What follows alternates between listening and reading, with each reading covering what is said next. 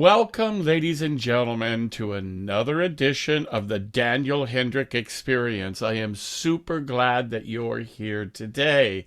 Well, today on the show, we have with us French-Canadian superstar baritone Etienne Dupuis, who's praised for his suave, empathetic baritone and refined, charismatic stage presence, says the New York Times. Etienne Dupuis enjoys international acclaim, appearing regularly at the world's most important opera stages and concert platforms, such as the Metropolitan Opera, Paris Opera, Opera de Montreal, Deutsche Oper Berlin, Teatro Real Madrid, San Francisco Opera, the Royal Opera House at Covent Garden, and I could just go on and on and on. But Etienne clearly has established himself as a leading baritone in the world today. And I'm super glad to have on another Canadian on the show. And without any further ado, ladies and gentlemen, let's bring in the great Etienne Dupuis. Hello. Hi. Hey, there he is. Can you hear me okay? Yes, I can hear you fine. Hi. How are you? I am doing well, brother. What a pleasure to have you on. That's awesome. Thanks for the invite. Absolutely. I've been stalking you on the internet, seeing all of your performances from around the world. You're quite amazing, young man. Thank you. It's rare that people say thank you for stalkers. um, thank Wait, you. I appreciate it. It's horrible in our field that we have to rely to videos and recordings, right. because it's really not the reality. But Exactly. we have a choice, do we? Yes. But, on the other hand, thank God that it's out there publicizing who you guys are and informing the True. public so they can say, oh, I like that guy. Let Yeah, me yeah. let me go hear Etienne. Where is he at? Oh yeah, of course. No, there's definitely like positive stuff coming out of it for sure, for sure. Yeah, it's a double-edged sword, right? That's right.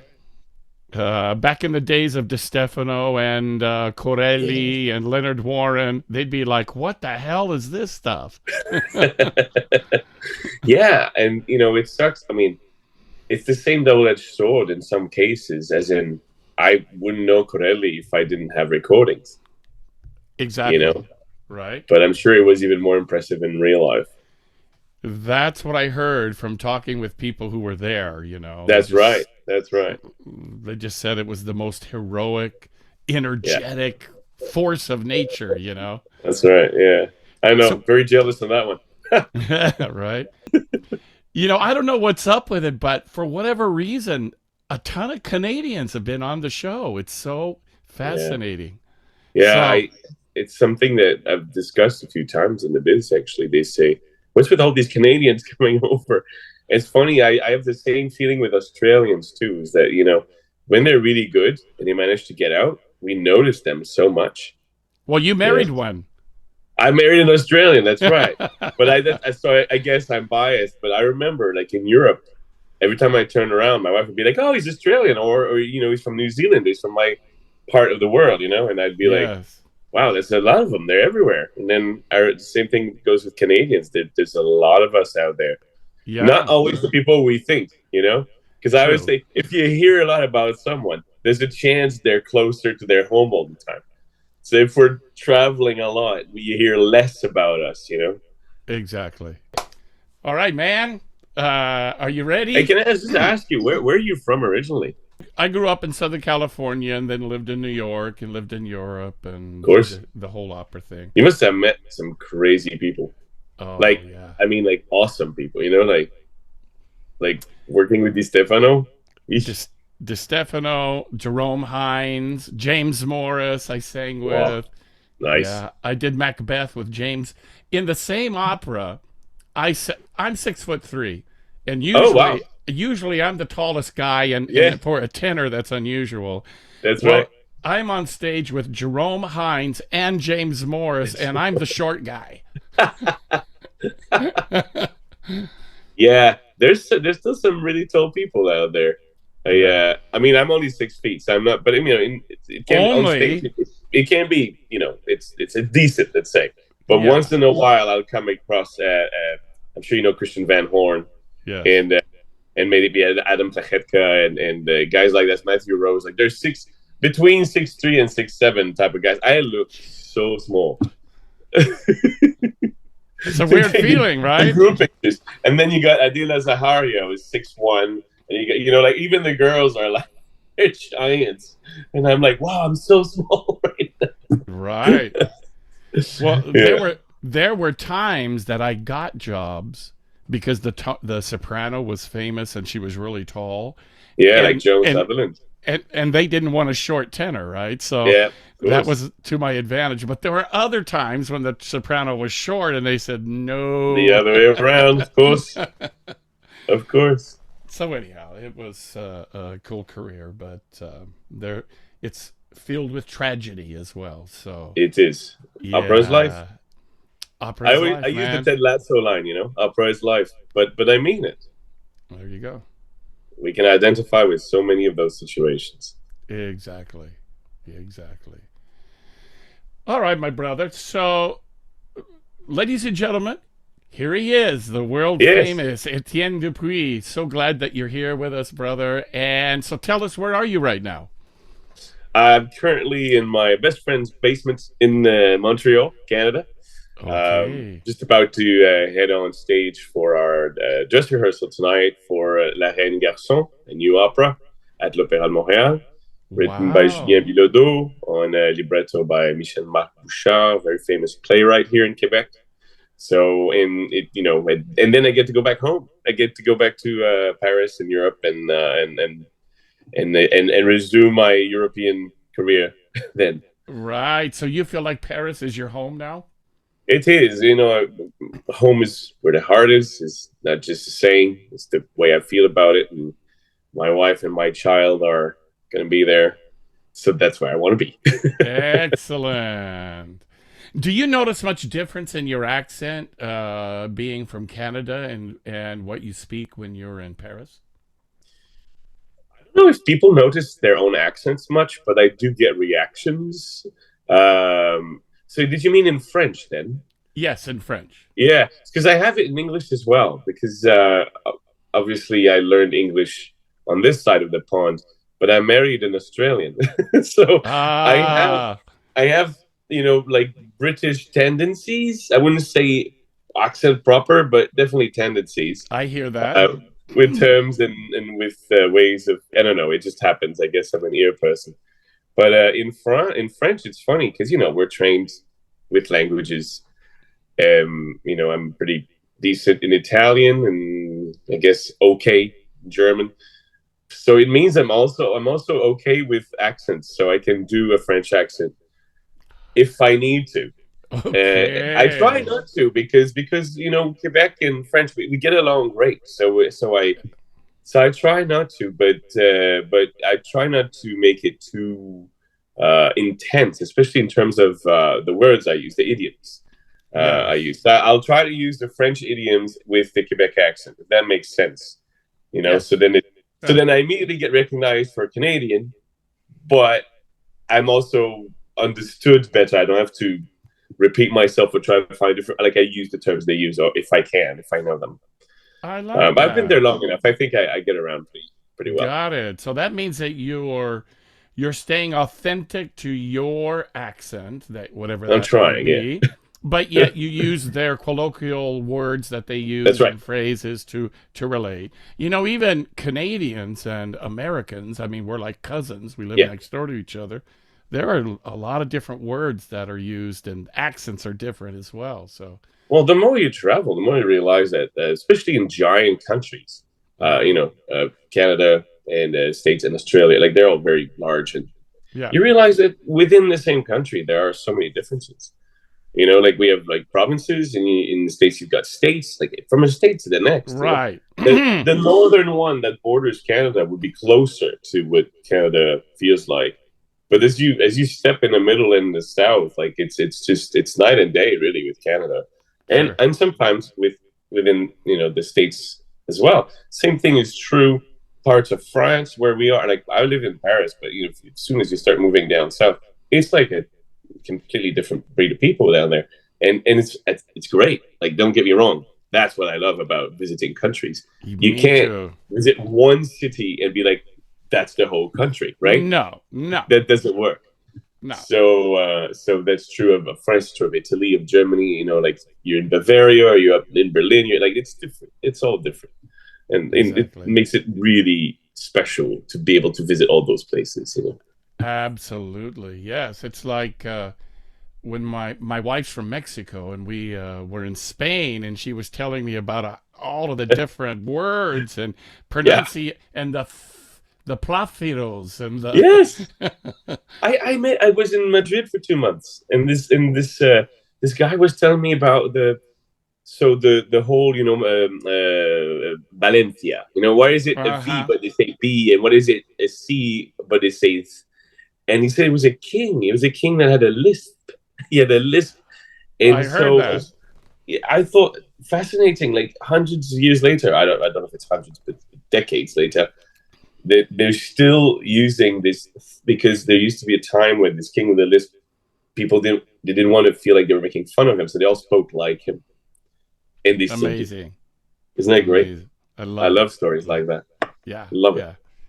Yeah. Regardless if it's true or not. I mean, I'm sure it's more complicated than that, but I just Yes. I think it's fascinating how we behave today without even wondering why, and then when we figure out why, isn't that Exactly. funny?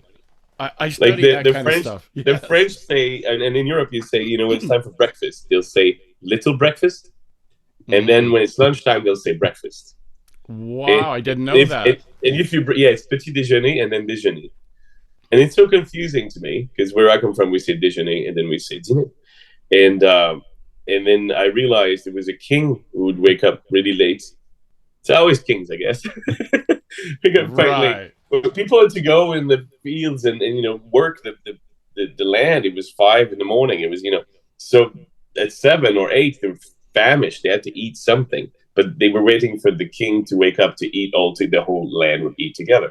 So they ring the bells. It's like, oh, it's breakfast time. So they ate a petit déjeuner before, like a mini breakfast first.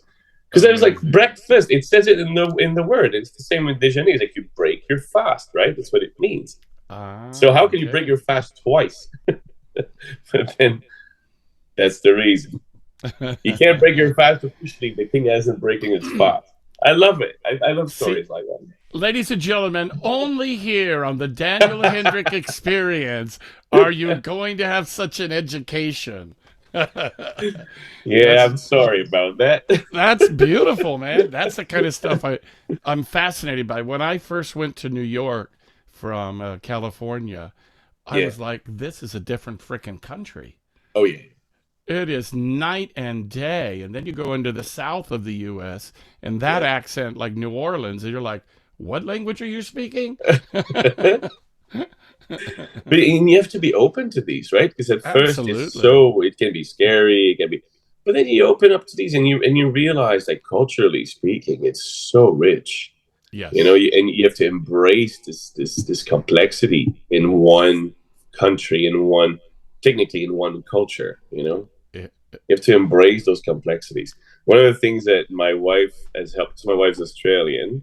She said she came to Canada a bunch of times, and she's like, I don't understand the chasm between French and English because there's political and historical reasons why the French and English never really got along. Just to start with, they're two different yes. continents. Right. But that's hundreds of years ago, and so she's like, nowadays, like you guys, you flip a channel and you have access to the other language. How is it that the entire country doesn't speak both? Like she said, I wish I had had more exposure to other languages growing up. Look at the Europeans. I have a story where I was singing with a girl from Slovakia who said to me, "How many languages do you speak?" And I was like, "I'd say I don't know, three and a quarter or something." And she said, "Why only three?" I said, "How many do you speak?" She's like, "8." I'm like, all right, well, let's just say that from part of the world where I come from, to speak to even is considered, Yes. a good knowledge. It's more than most of the population sometimes in certain parts of my country. Exactly. Yes. So I say, I Love it. understand what you're saying, where she's coming from. She's Sure. Czech, Slovakian. She understands Russian, and she spoke perfect German, perfect Italian. We were speaking Wow. in French at that moment and in English at the same time. I was like, I'm jealous of you. But they're exposed to it so much more. If Yes. if you open up to it, Yes. you have to. You can also, if you want, pigeonhole yourself and just be like, I'll be watching this TV in this language. You can't do that. No, no, not at all. And there's a beauty in that, right? That of life's experience, the textures of language are fascinating. When I made my debut in Bonn, Don Ottavio and Don Giovanni, Nice. um, the German singers took me out to lunch after rehearsal. Yeah. They said, "Hey, Daniel, what do you call somebody that speaks three languages?" And I said, "Trilingual." Yeah. And they said, "What do you call someone that speaks two?" "Bilingual." "What do you call someone that speaks one?" And I looked at them, and they all in unison, "An American." And there's a lot of truth in that, right? So I'm like, yeah, well, back then I I'm did. finding out more and more. I think the truth is there are really people like that. There are people who I think based on it. I like to say it's based on fear. It might not always be true, but they're scared of what they don't know. And if and Yes. if you don't fight through your fears, and it's true for everything in life, right? If you don't fight through your fears, you never. It's hard to advance. It's hard to discover new things because everything that's Exactly. new can be fearsome at first, can be scary at first, right? First time you Mm-hmm. try anything, and Mm-hmm. I mean, it can be as silly as trying a new candy. It says sour on the box. I don't like sour candies. Just put it in your mouth, and then you decide if you like it or not, right? So imagine that feeling, but multiplied by tens, by hundreds, about finding a new Yes. culture, new people, Yeah. and I mean, your opera singers, new roles, new operas, everything is scary at all times. Yes. It takes a special kind of mindset to be able to face those fears regularly on a daily basis. And there are days when we really don't feel like it, you know. But I mean, I've always loved the challenge. If everyone asks me why you're an opera singer, I always say it's the challenge. I like the challenges. That is You know, beautiful. my 50th Bohème is not as interesting to me as a new production I don't know. Isn't that great? I love a challenge. I love a new house, a new crew, and it's everything's a challenge. But at this there are moments where I'm like, okay, let's do something I've known for years, please. It's been a while. I That is need so I need to wonderful. reset. Right. You I need know, to eat the food that I know, and I need to speak the languages I know. I need to sing the music I know, and like there are right. moments. Sure. Yeah, I'm sure you I know this feeling. true, true. I read something that you and your wife Yeah. created history at the Metropolitan Opera. What did we do? you both Wait. made you both made your debuts at the Yes, same time at the that's Met. right. Yes. Yeah. Yeah. That must have been you were Marcello and she was Mimi, I Yes. guess, right? That production of Bohème as well. I don't know. It's beyond epic now. It's I don't know how to call it. You walk the stage. You put the costume on, and you're like, wow, all the greats for since the '80s have been doing this role, and I'm like, what am I doing here? There's a list of singers in your costume, and it's like this long. And Right. some of them are your mates, and some of them are people that you grew up listening to, and some of them are they're legends. Yes. Uh, yeah, but yeah, no, it was cool because the when I met Nicole, about a month and a half after we met and started dating, I got a call from the Mets, and they said, "Would you like to sing Bohème?" And I was like, "Yes, I do." Very excited, yes. And she was so excited for me. It was my debut at the Met. And honestly, maybe a year later, the soprano that was supposed to do the Mimi pulled out so she could do a different production. And so they called Nicole and said, "Would you like to sing with your husband?" And she said, "Yes." So it all like just fell into place just beautifully. It was yeah, it was actually quite special for us personally, but I'm glad it also made history. Right. That's You great. know, I didn't plan on it. I wish I had. That's so wonderful. I Good for know. you. I mean, So I'm a growing up, lucky man. you are, and you've had an incredible career up until now, and you're still going strong. So congrats Yeah. to you, brother. Wow. Thanks. You know, I'm just gonna say this. Oh, it's been icing on the cake for years now.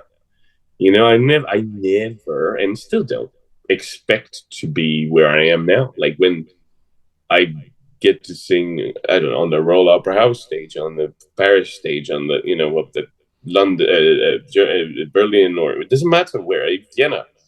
I'm always like, why am I here? how how has this happened?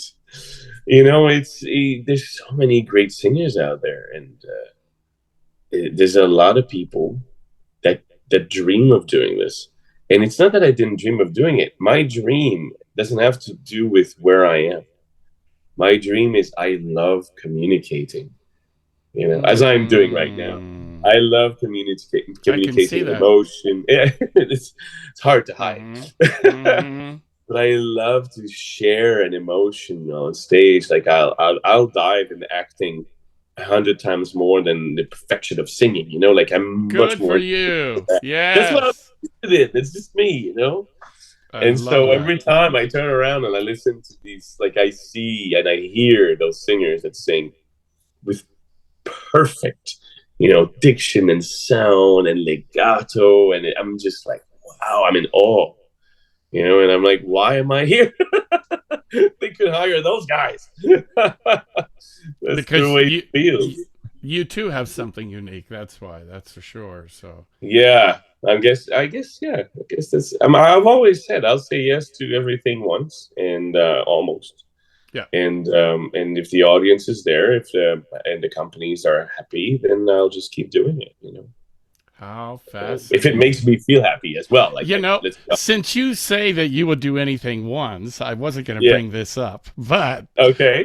Do I it. saw you sing a version of a tenor aria, Yeah. Pourquoi me réveiller? How Yeah. did that happen? What was that all about? Well, I sang the whole opera Uh actually. huh. The It's a long story, and I've gotten over the years quite a number of different.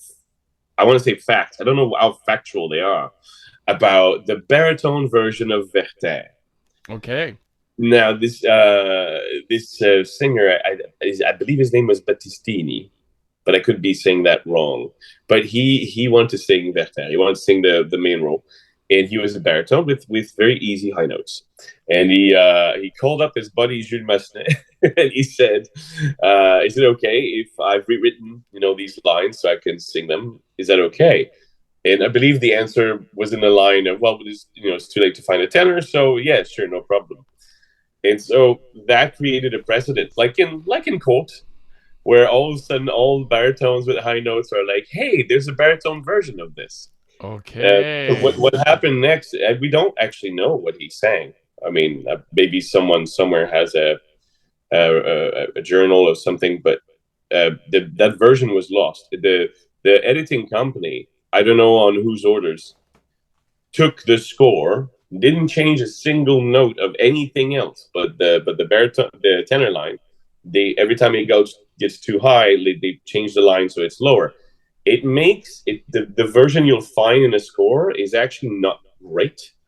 So my recommendation for any baritone with high notes attempting this out there is take the tenor score and see everything that you can do, and then make the adjustments based on baritone score where you can't. Like I would say that's the intelligent way of doing it, because I it's love it. not Jules Massenet. Jules Massenet did not write the baritone version that we have.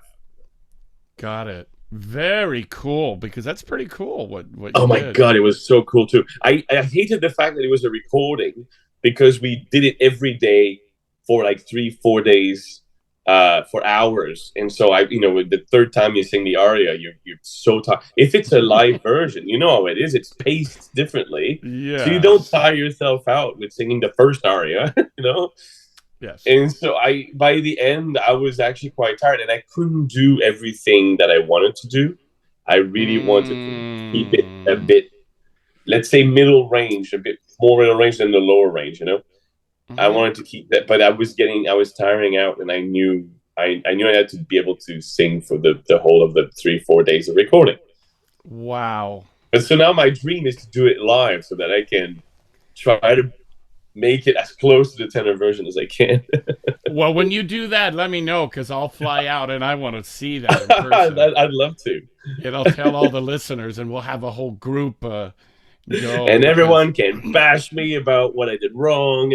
uh, right? But they Well, can't, to be honest. Constructive criticism doesn't scare me. It's when it's not good. constructive. I'm like, whatever. Yeah, yeah. Yeah, I saw a production speaking of critics, at L.A. Opera, and Placido Domingo was supposed to conduct it, but the tenor got sick, so Uh-huh. Placido sang the part, Wow. and it was unbelievable.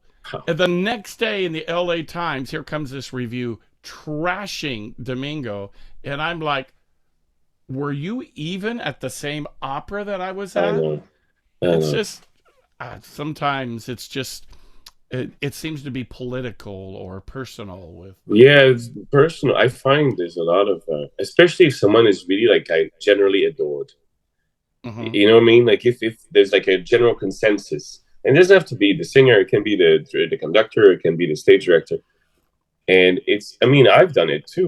There's a moment sometimes where you feel like you know better than Hmm. the generality of it. Like, that general consensus. You feel like you know better, and you'd be like, well, they might be good, but I don't think they're great.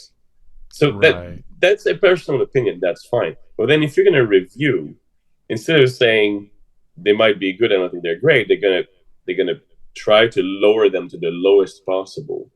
Hmm. Just because everyone hails them as so high, and then they'll do the opposite. They'll try to put them the lowest of the low, and you go, no, there's some truth in the middle. Yes. Even if you put them on that giant pedestal, doesn't mean that they're gods or anything. They're still human. We can bring them down a little bit, but it Yes. doesn't mean that they're in the sewers either. Like we Right. don't have to clip off the wings of someone and then put them in the mud and drag them all the way down. They can still be just superhuman. They Yes. don't have to be gods. They can be superhuman, and they can be great. Yes. They don't have to be perfect. No one has to be perfect. Right. But I hate when one person sits and says it like this is what it is. It's a way of saying it like everyone thought that, and you're like, no, you're just one review on you. Just do your thing. You know, Yes. everyone in the audience is doing their own thing. You should do the same. You can't Right. review for everyone. It, Like we didn't expect this to happen. What do you mean we? we. You Right. mean you mean you and the person you came with, or you mean the whole audience? How do you know what the whole audience was thinking? Yes. Did you ran a Wow. survey afterwards? Like, come on. I don't know. Yeah. It's criticism is a whole. I mean, it's a whole subject. It's a whole can of worms, really. But Yes. but you're absolutely Yeah. right. You sit there, you watch the thing, you live the emotion you felt, and then you read about it. You go, "Did we see the same show?" Right. Exactly. Yeah. I tell my students that all the time that never listen to one voice, one Yeah. review, one person. Yes. But when Yeah. you have 10 that are saying the same thing, you Yeah. better wake up. You better, you better keep attention. Yeah. And even It if might they're be saying poorly you're formulated right, yeah, sometimes. Yeah. yeah, It's because it's true of our job. Like the conductor will say something, the coach will say something. Your trusted ears that have come to see the show will say something, and it's easy to be hurt. It gets hurtful very easily, because mm-hmm, it's very personal what we do. It's ourselves. It's our inner some of our secret garden comes out, like, so, if you get told off about it hurts it cuts in a very deep It way, does. very quickly. So one of the there's two or three things that we need to do to protect ourselves. But one of them is to translate. We have to translate what people mean. So a conductor is saying, careful, you're flat there, you're singing out of pitch. It doesn't mean you're out of pitch necessarily. It just means that maybe your vowel is wrong, or maybe you're not supporting properly, or maybe like there's different possibilities, right? But because that conductor might be a big name or something, we give them more credit, but you still have to translate what it means for you. Good point. It's really hard when you're a young singer out there, and some people, because of that, they take wrong steps or steps in the wrong direction. I've seen, and I believe I've shared this thought quite a lot, but I don't know, maybe not to the right people. But in France, for example, there's a bit of a stigma of singing in French, where they'll say, the reviewers and the public, they'll be like, "Oh, it's so shameful because we're all these French singers and we can't understand the words they're singing. Their pronunciation is terrible." It happened for so long that now all the French singers, most of them, overpronounce everything in in my personal opinion, to the detriment of the beauty of singing, the beautiful line. Mm. It happens a lot, and I know it's a bit of a stigma coming from the audience and from the outside. So they didn't translate it to what it means to be clear with text. The best way to clarify text is to know what you're saying, Mm-hmm. and if you want to go even beyond that, it's to have a different thought in your head in terms of acting. So if you say, "I'm going to open the door," as you're singing, but in your head, you're thinking, I need to get in there because I need to go on the other side of that door. Whatever is behind that door, I need to go to that person. Yes. If that's what Yes. you're thinking while opening the door, while singing about opening the door, everyone out there will be like, I understood perfectly what you said. Amazing. But if you're singing, I need to open that door, thinking my vowel, my consonants, it just becomes pronunciation. It's not sung, and it's Mm-hmm. not clear. And It does the it's opposite effect. super dangerous for vocal technique to be doing that as Absolutely. well. Well, beyond. I mean, yeah, nail on the head. The thing is that it's ruined quite a few careers, or it's lowered quite a few careers as well. People that were on their way to having beautiful international careers, who are more local, regional. They could have been, I think, and it's happened, and it will happen again. It's really tough to be able to guess what someone really means and to guess what the answer could be for us. We're all so unique. Right. We all have a different way of singing, So what does it mean for you? What that person said, including when I say something when I'm coaching, I tell that to people I coach. Try to translate what I'm saying into what you understand or what you can make something out of it. I'm not. No one has the truth for you. You have to figure it out yourself. Exactly. Wow, that is a great, healthy perspective. It's So, healthy, but unfortunately, it doesn't give a lot of answers if you can't figure it out by yourself. So I've mm, seen people go to everyone, one after the other, mm. because they're still trying to figure it out. And I understand, I feel their pain. but Just, but the truth is, the conductor that may have said that, yeah, they too cannot figure it out. They just of have course not. they have an emotion about what they experienced. They articulate it the best way they know how. I know. So, You're right. You're right. And conductors traditionally they're older than you when you start, especially in the first few years you're singing. yes. And sometimes they're big names. They're people you've looked up to. So anyone will say something like those guys, and it'll go into that compartment of your brain where it's like this opinion matters more than a lot of other things I've heard, and just that one thing might glitch your whole or derail your whole Yes. trajectory. Yeah. Yeah. And they Ultimate. don't do it on purpose. They're not mean or anything. They No, just don't no, know. They don't know no. you. They're not in your Yeah. body. They don't know you. Right. Well, sometimes they're mean.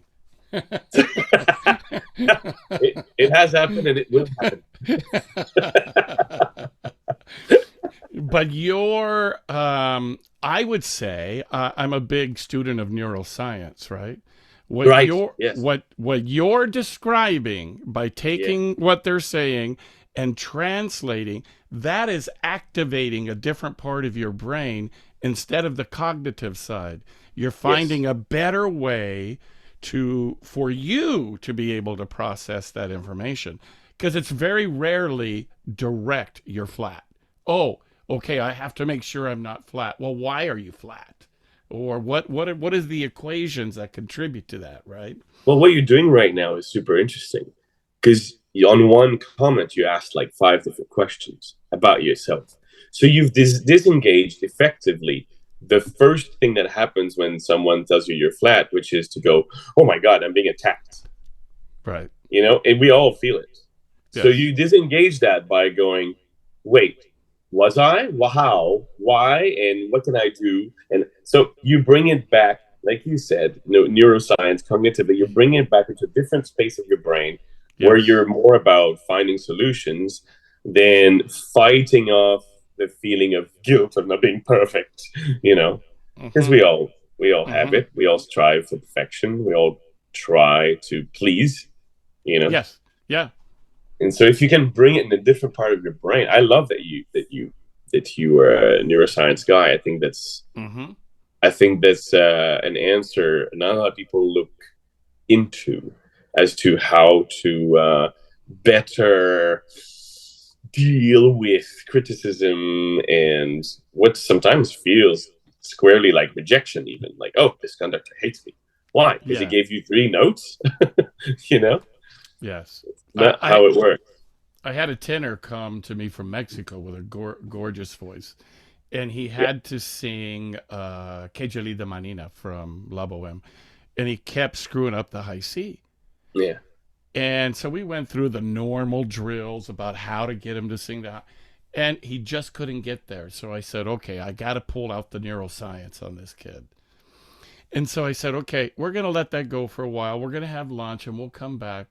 And when we came back, I said, I just want you to pretend that you're a child on the playground and you're imitating a fire truck going by, yeah. the siren.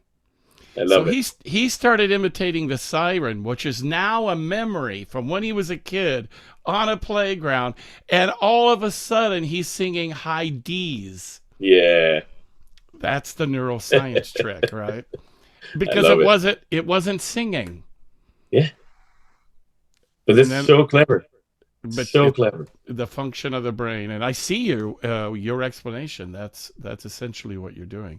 Flipping the Essentially, equation. but you have a better understanding of it all. Like mine is a bit more instinctive. I don't know what the word is, based on instinct Yes. and experience. And I'm sure that there's even better ways, like you were doing. Actually, it's funny. I did that with a friend of mine where he was so using only his chest always. And I said, all right, for the rest of the hour, I want you to speak and sing only as a little child. And like my head voice, just that everything. I don't care what we do. You're singing, Se vuol ballare, signor continuo. Like a little. I want you to be a little boy. And he Yes. thought I was joking. And every time he came back down, I was like, no, child. And it just started opening up this space that he never uses. He never used before. And There it I'm is. sorry. I said to him, I'm so sorry to tell you this, but this is where you need to live if you want singing to be beautiful, healthy, easy. You need that connection between, Right. but tricks like that. I love the idea of siren too. I think I'll steal that from you. You're Borrowed. more It's borrowed. I'll borrow it. more than welcome. Yeah, because there are memories imprinted in us from when we're children and we're singing, and kids don't know what this thing called passaggio is. Nah, exactly. They don't have that. Yeah. They just go and it's like Just do it. seamlessly, and they don't know what support is, but yet they can hold a phrase forever. So there is this resident within all of us, I believe, a wealth of information from our childhood if we can tap into it. Isn't that Alexander technique? Isn't that what it's It's based on? so similar to that. Yeah. Yes. Yes. I remember having a few classes of Alexander technique where the teacher started by explaining that Alexander based his technique on watching kids. And he said, you watch a child sit down and stand up. They effectively use their muscles. They bend down. They use their balance, and then they use their muscle. You'll never see a child sit down on a beanbag and just let themselves go and create all these tensions and Right. whiplash in the neck and all that stuff. Yes. You never see that. And so he based his technique on that. And I thought, well, isn't that, and you're exactly what you just said, isn't it the same thing with singing? Yes. My son, if he's lost in a grocery store, the entire grocery store will be hearing "Mama," like you know what I mean. Like, and he's not And screaming; boom. he's talking, and Right. you can hit the whole place will shake. Everyone will be like, Yes. "Holy moly, what is happening?"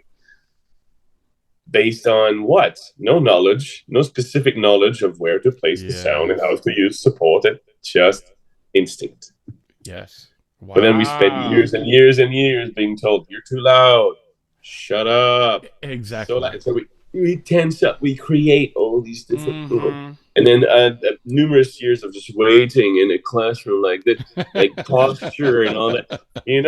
We have to undo all that. I always tell singers when they're in their 20s, I said, most of our work is not to learn how to do something; it's to learn how to undo stuff. I Wow. spent years doing, not to speak too loud in a crowd. People always tell me I'm so loud when I talk. I'm sorry. I've undone this. I've Good. I've undone this thing that we do in public where we shouldn't be speaking too loud. And like Right. I had to undo it. That's how I sing. Bravo. Bravo. Bravo. Speaking of your singing, I have a Okay. recording of you here Right. singing Rigoletto, right? Yes. You Dream want to roll. you want to tell Yeah. us about it? Yeah, of course, of course. It was a dream roll. It was my first one. And it just happened. It was in Madrid. I was very, very lucky, very blessed to have been offered it. We had three casts, so it was reassuring as well as scary because the other two Rigolettos turned out to be the two best Rigolettos in the world right now. It was Ludovic Tézier and Quinn Kelsey, and so I was well surrounded. And yeah, I was dreaming of singing Rigoletto because of the acting, because I wanted to Mm. try to be as believable as possible as a man who lost his child. And in this particular area, it's my child's been kidnapped, and so it's the beginning of the end. So I wanted to be as convincing as possible doing singing those words of "Give me Well, back my daughter. She's everything I have in the world." love it. So that's it. Beautiful. Well, you achieved it. Let's check it out, ladies and gentlemen. Etienne Dupuis singing Cortigiani from Rigoletto. Cortigiani, il razza dannata, per l'attrezzo e l'este del verde. A voi nulla che loro sconviene, ma mia figlia è magari tesor. La vendete, o se pur disalmata, questa mano che vuol fare in fretta.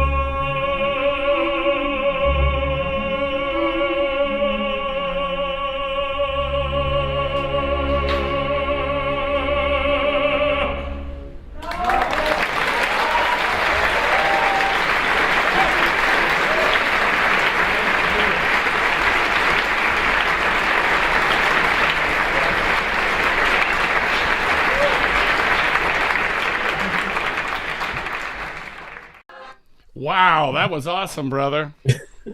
Thank you. I don't, my body language has changed. I'm like, I don't like listening to myself. But yeah, it was really interesting to get to visit this role for the first time. Because I knew it was the first time. You know what I mean? Wow. Like, quite often I sing a role, even if it's the first time, I'll just be like, yeah, that's the role. But I was like, no, you're a father. I am a father. My son's quite young, but I'm a father. But this is a father, and this is everything he knows in life is horrible, except for that one thing. His daughter, that he himself didn't handle properly, right? He lost his wife, and whatever.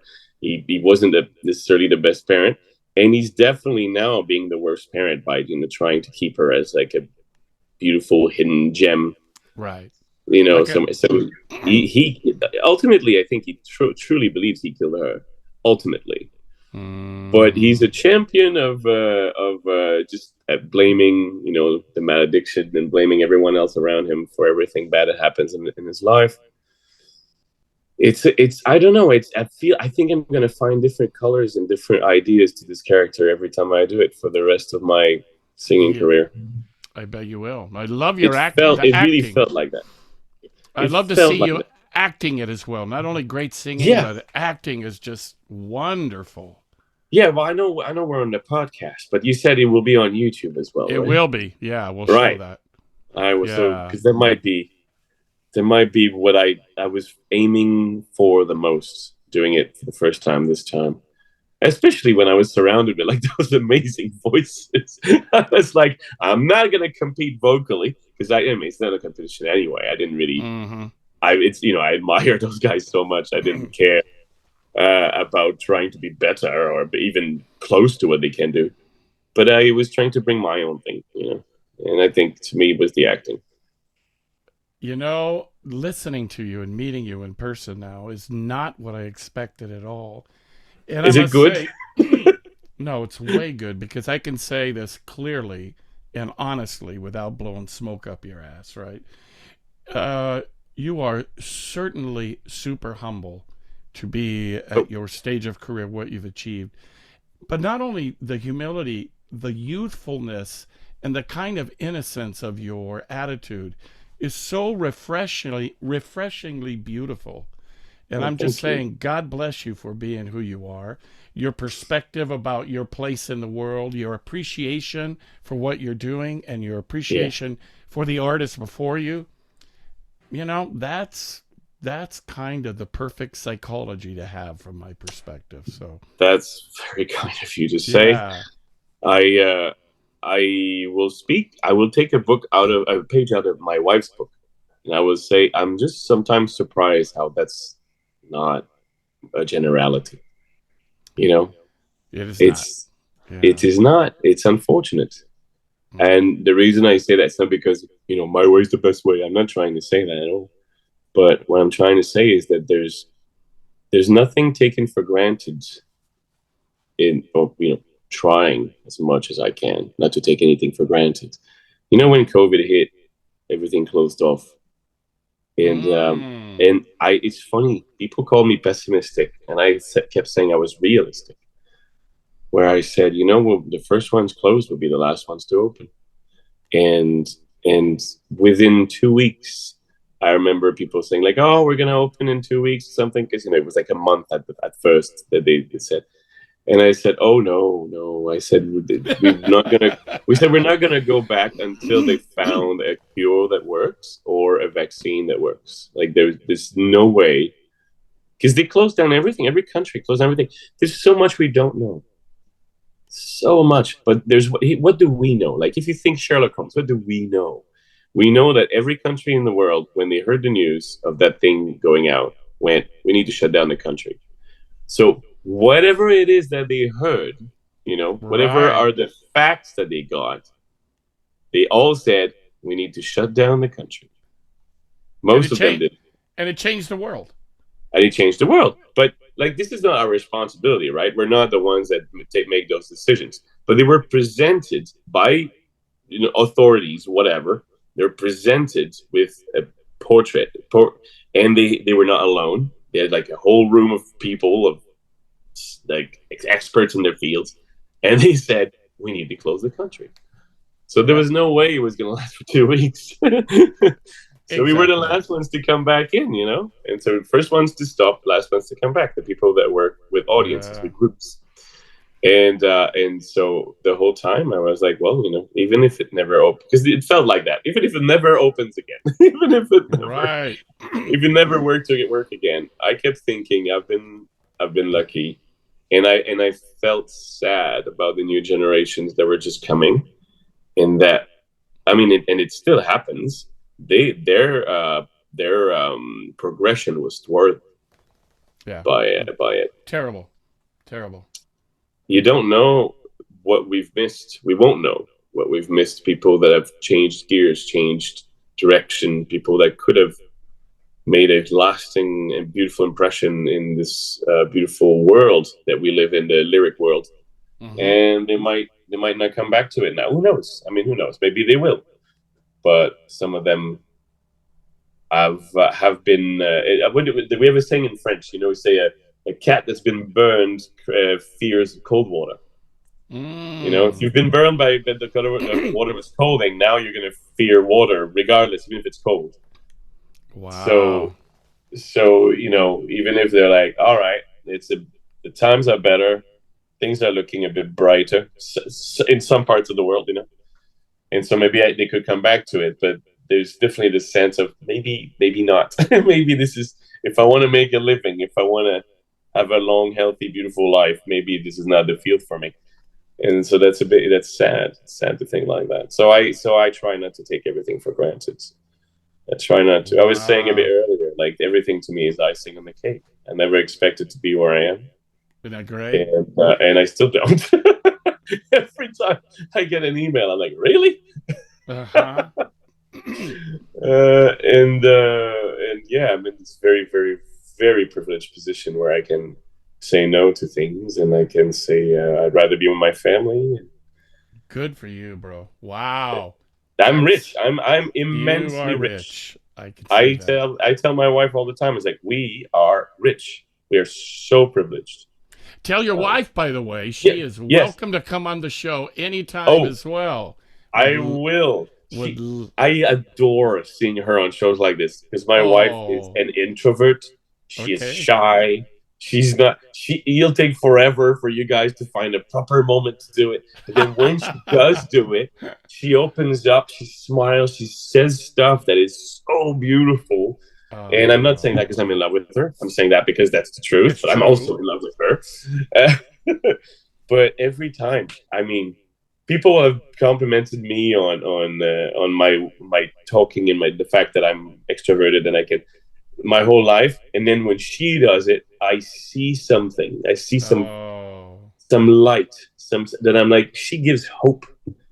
She brings hope and beauty and light. She doesn't even wow. realize she's doing. She does the same thing on stage, by the way. She doesn't even realize she's doing it. She's It's just her trying to nature. please everyone, make everyone happy.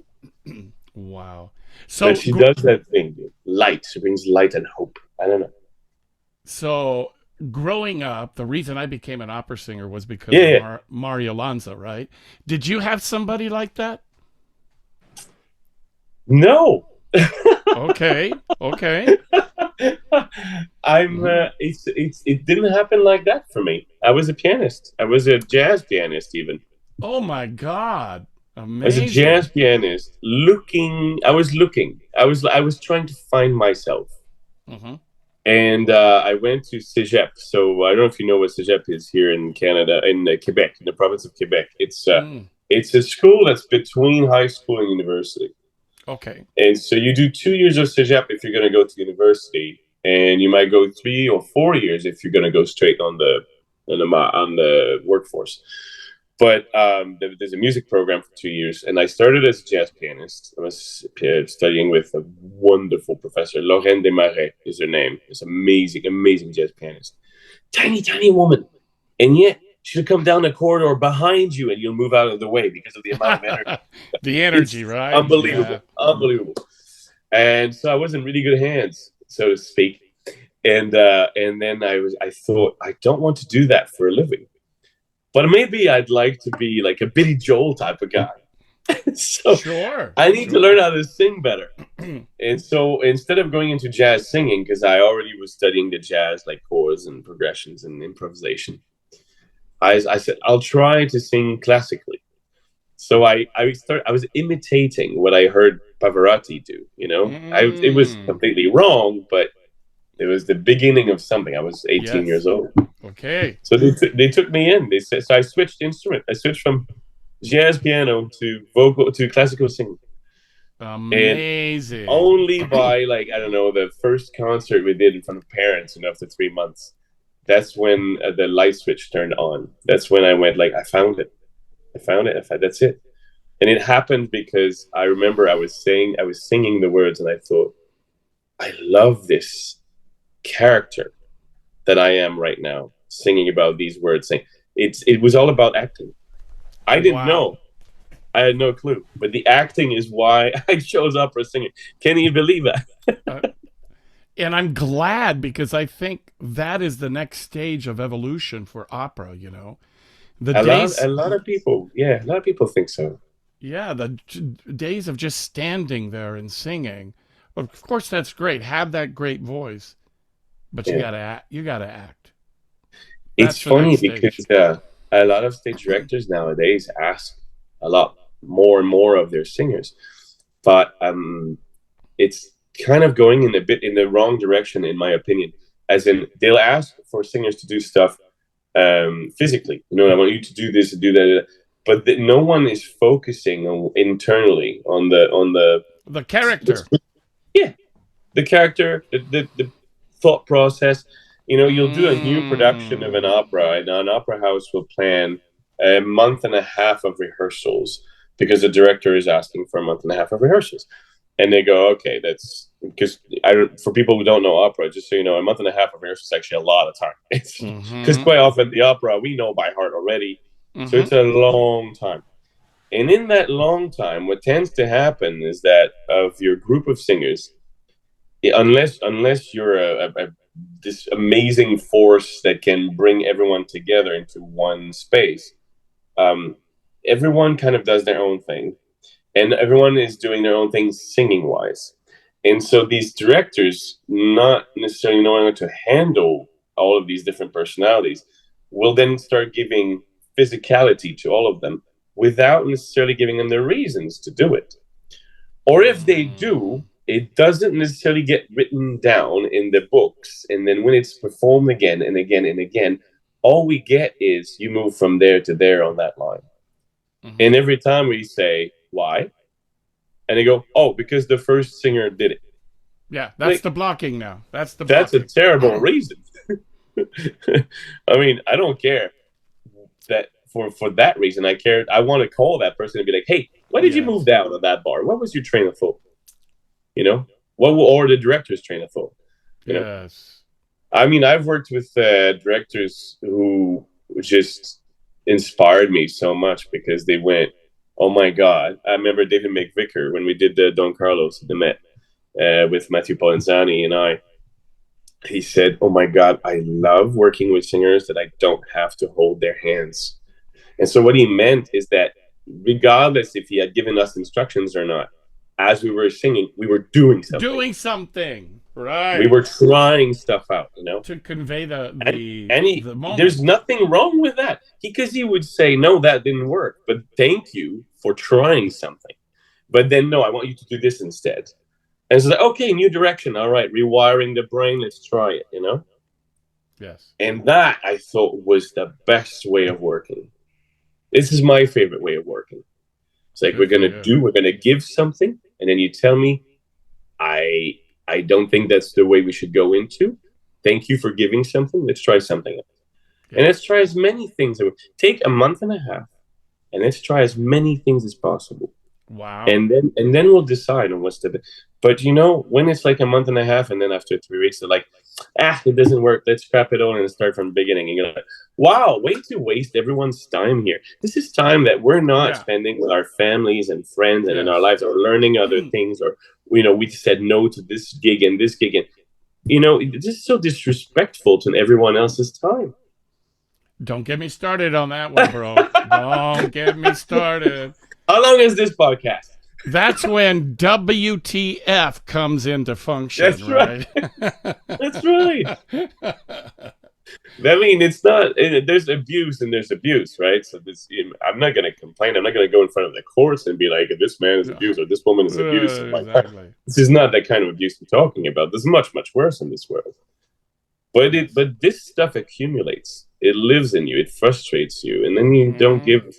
The result is not as great as it could be. Yes. And ultimately the audience feels a bit of that, to be like, oh, it felt like a half-hashed concept, or it didn't feel like we got the full experience. And then sometimes they don't come back, or they're disappointed, or we're trying to make it's so weird. We're trying to make them come back. Otherwise we don't have a career. We don't have a job. Exactly. All right. Fratello mio, mille grazie. What a pleasure, my friend. Piacere mio. There you go. Bravo. I love it. I really appreciate you being here. It was super fun. Normally, I don't go over this much, but hey, we're having fun. I'm sorry, you're going to have a bit of editing to do. That's okay. Love it. And it was lovely. Extend the invitation to your wife. I would love to have her on. I'll call her right now. Actually, I haven't talked to her yet. So, I'll let her know. All right. Thank you so much. God bless. Keep doing what you're doing. You're a light in the world. Hope we can meet in person someday. We will. We will. Maybe in Mexico. Okay. All right. Take care, bro. Take care. Bye-bye. Bye. Take off.